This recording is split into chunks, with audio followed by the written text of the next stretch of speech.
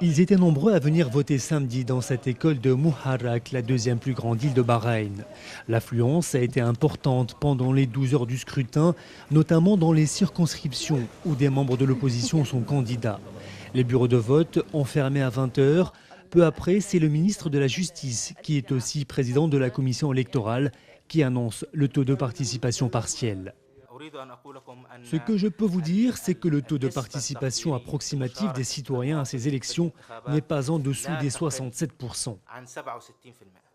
Plus de 300 000 électeurs étaient appelés à choisir 35 des 40 députés que compte la Chambre.